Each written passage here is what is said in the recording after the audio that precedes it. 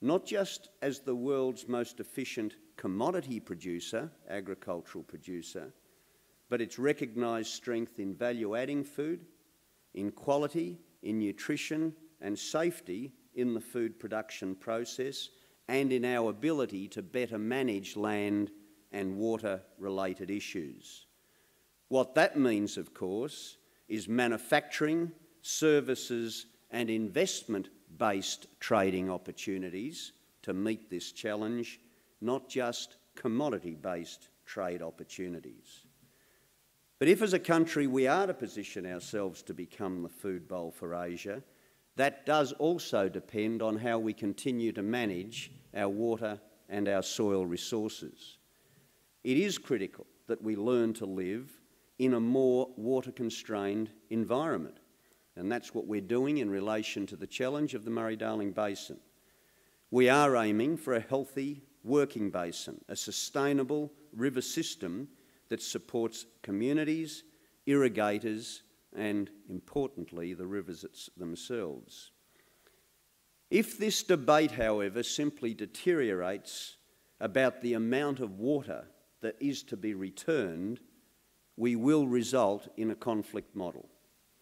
But if the debate is about how we meet the challenge of living in a water-constrained environment through innovation, through diversification, through investment in smart infrastructure, we can build a consensus and lay a foundation for a prosperous, sustainable future.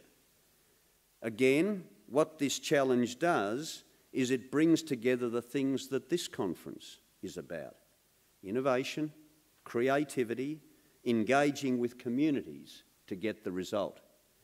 So, in the course of the next 12 months, I will, with my colleagues, be looking forward to working with communities to identify and secure that potential. And already a lot of good work has been done by the 11 RDAs within the Murray-Darling Basin, not just looking at the individual circumstances of their region, but how they fit with the basin as a whole. Now, on carbon farming, it is critical that regions access existing markets and explore new ones. It's interesting, when I was Trade Minister, everyone was telling me that the future was opening new markets. In a funny sort of way, that's what the carbon farming, that's what the carbon trading initiative is about. It is about laying the foundations for the newest market of the lot, a market that rewards good environmental behaviour. Out of it, carbon farming can be a big win for agriculture, which is really important for that food security debate that I talked of before. Farmers won't be paying the price on carbon, but they will have access to new economic opportunities from their existing assets. Despite the complexity of the proposals that have been put before, it's a quite simple proposition. We want people to change their behaviour. We want a market that rewards activity that changes behaviour, and we want a market that rewards innovation in cleaner energy options.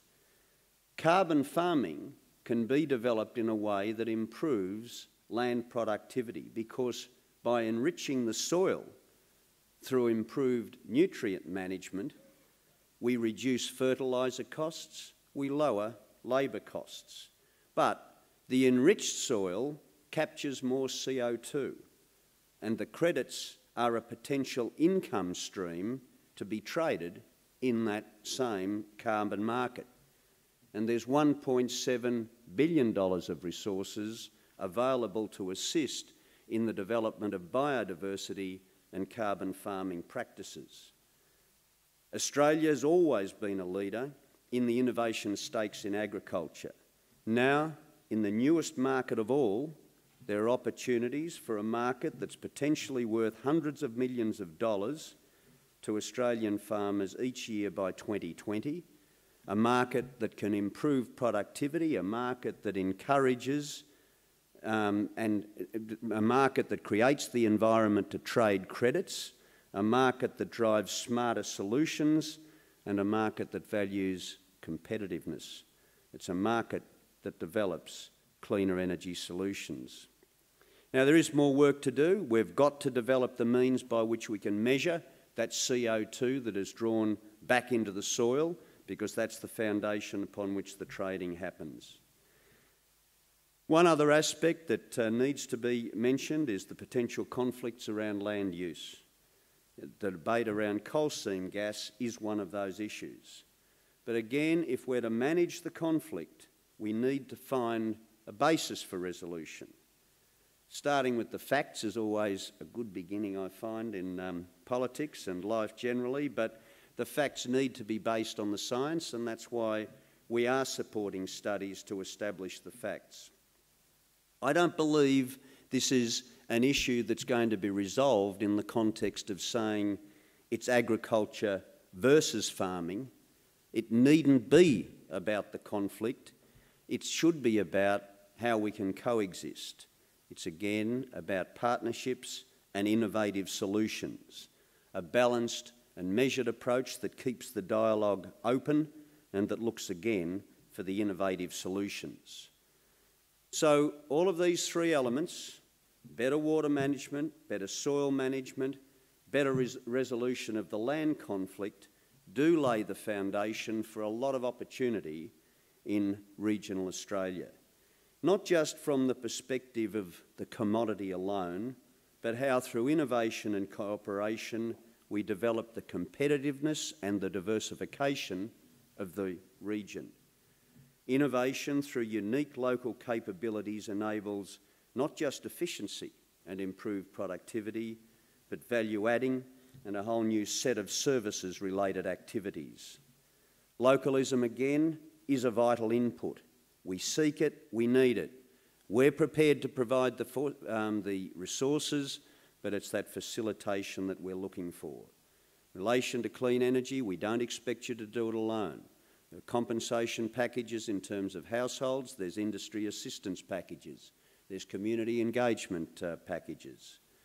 And likewise, in terms of regional infrastructure, the Minerals Resource Rent Tax, the $6 billion that is there for nation-building projects, the money that is going to fund future rounds of the Regional Development Australia Fund as well. Finally, if I can just say this, I make the point again today as I made 12 months ago. The goal is to embed localism in the way that we govern ourselves, to encourage that local input, to encourage the patches to be their best, but only if they are innovative enough to work at being their best. Australia is one of the great creative nations of the world. We have an unlimited capacity for new ideas and new ways of doing things.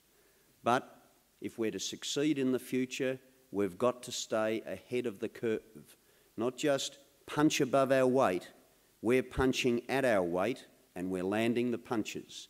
But if we're to continue to play in the weight brigade and land the punches, we need to keep ahead of the game.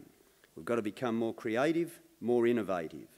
And of all the challenges and opportunities we face, I think that's the greatest of all. But I'm confident with the regional leadership around this country, here in particular, in this part of the world, I'm confident that the leadership is there to drive us, and I look forward to working with you to achieve it. There's nothing we can't achieve together, and I want to be part of the exercise that helps lay the foundation and drive you to better things. Thank you very much. Please thank Minister Crean.